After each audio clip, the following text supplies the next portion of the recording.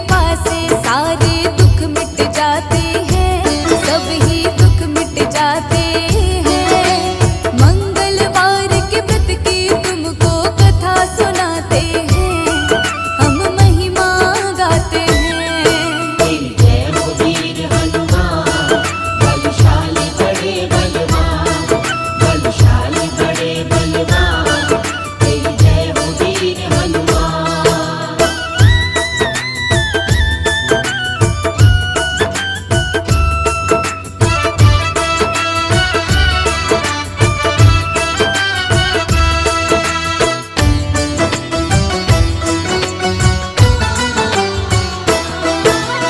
दूजी तरफ ब्राह्मण भी मंगलवार का व्रत रखती है, पुत्र तन पाने की हनुमत से इच्छा करती है।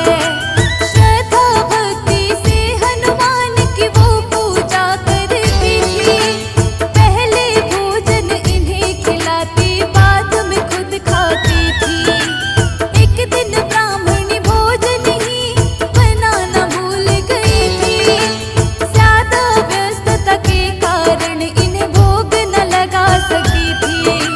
निर्णय किया तब इसने, जब तक भोग न इन्हें लगाऊं, भूखी प्यासी रहूंगी तब तक मैं भी कुछ नहीं खाऊं।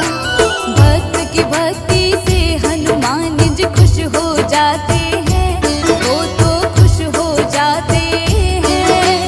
मंगलवार के व्रत की तुमको कथा सुनाते हैं, हम महिमा गाते हैं।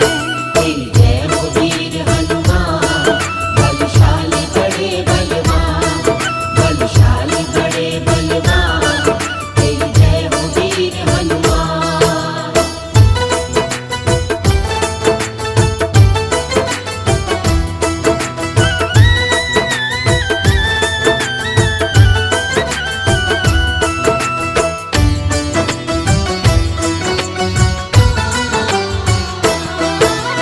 अगले मंगलवार को इनको भोग लगाऊंगी मैं, इनको भोग लगा करके ही भोजन खाऊंगी मैं।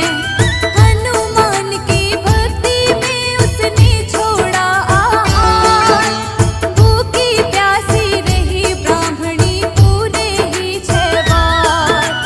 भूख प्यास से व्याकुल ब्राह्मणी ने खोए थे होश, मंगलवार के दिन ब्राह्मणी हो गई थी बेहोश।